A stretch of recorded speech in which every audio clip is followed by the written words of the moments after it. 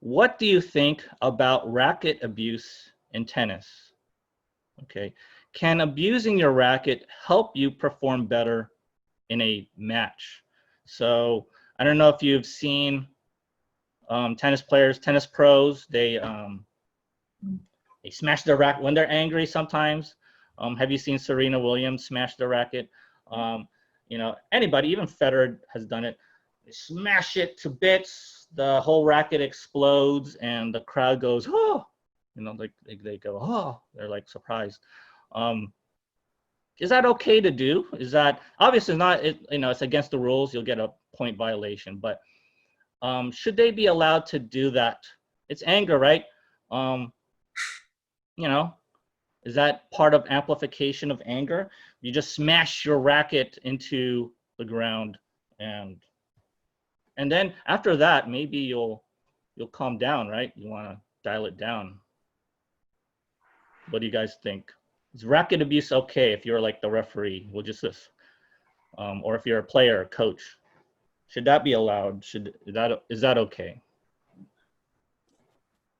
I don't think it should be. It just reminds me of like in baseball, you're not allowed to like just let the bat go after you're done swinging. Yeah. It's kind of like a safety hazard if there's other people around, but it's also it's just extra. Like even if you are upset, you can still control that. Like I feel like I don't know. Yeah, it's very destructive force, and especially with obviously in baseball, you don't want to do that. You'll hurt somebody. Very bad. Tennis, there's like more space to work with, and so when you smash a racket, the shrapnel, doesn't. I don't think it'll get to the crowd. It might get to a ball boy. I've actually seen that, racket being smashed and it hit a ball boy. So that's bad.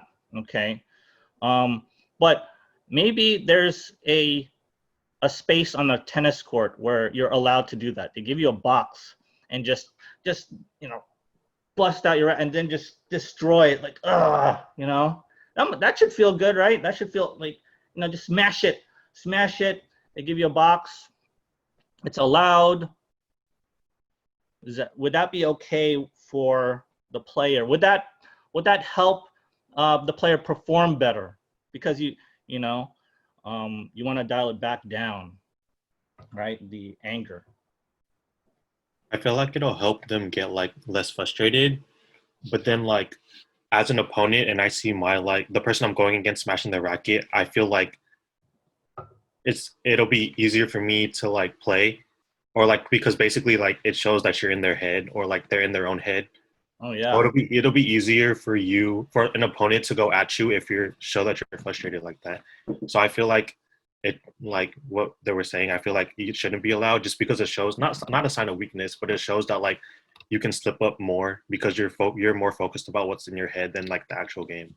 Because I know like for like in basketball, especially like if a player is showing like they're frustrated or whatever, like there's players that'll go at you with like no mercy. So I feel like it's like that for like every sport. And like if you show that you're like frustrated or you show your emotions like you're breaking the racket or whatever, I feel like your opponent will just like go at you and make you even more frustrated, so you make more mistakes and stuff. Yeah, exactly. So that's totally true. When you see your opponent super angry or mad, I feel the same way. Like I feel like I have them, like they're all frustrated. Nothing's gonna happen. I'm gonna win the match. So yeah, definitely as a coach, as a player. Oh yeah. So who else was saying? I think that if you abuse the racket, it means you let your emotions get the best of you, and you're not actually being present in the moment. You're obviously thinking about other things. And like Ryan mentioned, it gives the opponent an advantage that you're not your emotions are not stable at the moment, and it obviously shows that you're not totally focused on the game. Yeah, exactly, Farrah. So yeah, that's a good point. So when you're smashing your racket, what that tells me and everyone else is that your emotions are controlling you, okay? And that's really the name of the game, right? As far as emotions. Emotions can control you if you let it, okay? That's why we don't really want to smash our racket to bits, because that shows us that emotion has taken control of you. And furthermore, that energy, that huge amount of energy that you're smashing your racket very violently into the ground or into the fence, you could use that energy to, play a better point, get a better serve in, just like what I said with KJ, with on the ball machine. You could use it to build a better forehand. You could use that energy to strategize better, all that stuff. Use that emotion. It's there for you, right? But use that emotion into the match, into a better performance, okay? And that's basically it, okay? You don't want your emotions to control you, okay? And if we go back to, let's see, go back to, where is my book? We go back to the quote there from Mr. Arjuna Ardog. He's an interesting character, interesting author. So in his book, Radical Releasing, he was actually dealing with students, or not student, I don't know if they're students or just participants. They were dealing with a lot of dark emotions, very dark emotions, anger, nervousness, fear, even hate. And he said the way to go about it is to amplify it, right? To get it even increased higher. But why would he do that? Why? Isn't that a dangerous thing? These are people who have dark emotions, and these are people who actually didn't want their emotions there. They didn't want the fear there. Okay, so like some of us, we have the fear of flying or something. We don't want it there. Okay, we don't want it there. But this dude, wanted his participants to increase it even more. Wouldn't that be dangerous? What was his goal there? What was his goal to get these people to do?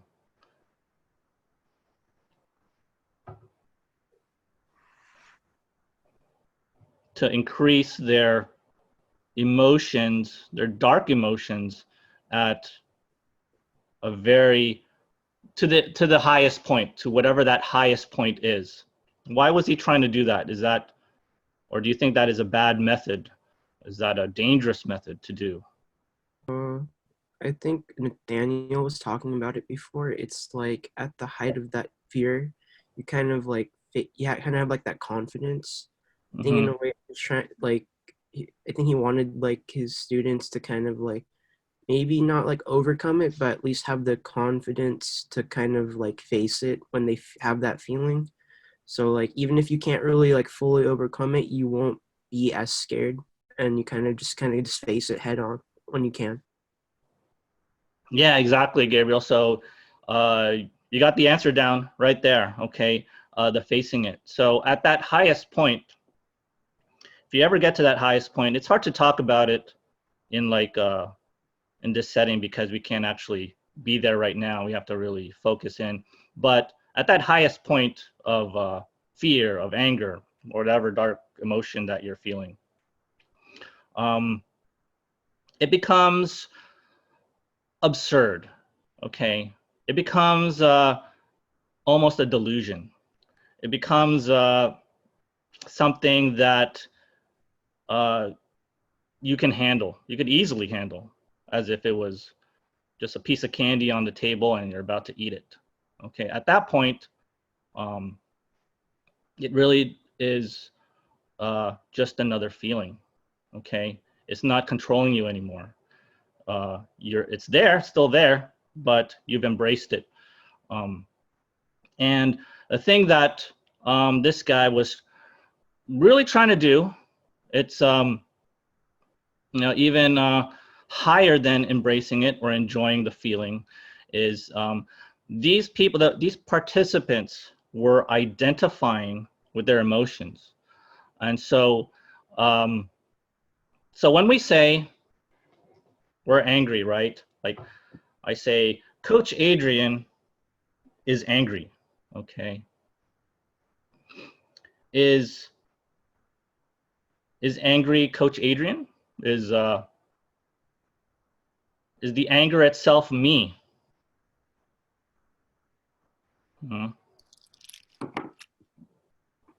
No, it's not, okay? And that is the problem with the English language, or language in general. We can't, there is a limitation to our language. And when we say stuff like that, Coach Adrian is angry, I'm angry, I'm nervous, we are not actually that feeling. We feel that feeling, but we are not it. We are not that feeling at all. We are not that fear that we're feeling, okay?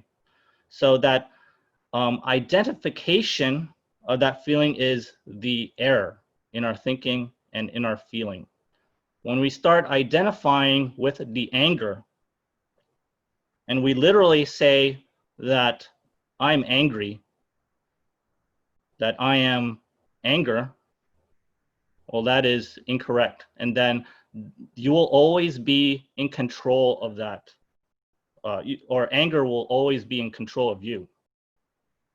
And that is the problem with the English language. We should be saying, we feel anger, we feel nervous, we feel these things, we feel fear, but we are not it. We are not that feeling. And when you get to that highest point, you will understand and feel that it is just another feeling. It's just something that's there. And it's okay. It's actually okay that it's there. It's okay that it's there. It should be there. Maybe it should be there or not be there, but either way, it's irrelevant. It's there, but it's okay. Okay, does that make sense? That might be, I don't know if I made sense at all. But what Nathaniel said there was like the closest thing. When the fear becomes confidence, that is pretty much it. Okay. Anything else on that? I don't think I have any more slides. That's all the slides I have on mental toughness. Any last minute comments, questions, agreements, disagreements, anything else? Okay. So again, good discussion, you guys, on this. Again, if there's any quotes or any books that you want to refer me to, let me know. I don't plan to use my book all the time. I want to use other material as well. Okay, so thanks again for reading. Good discussion, and hope you guys have a good weekend. All right, so take care, everyone, and I'll see you guys again on Monday. Thanks, Coach. Yeah, thanks, you guys. Right.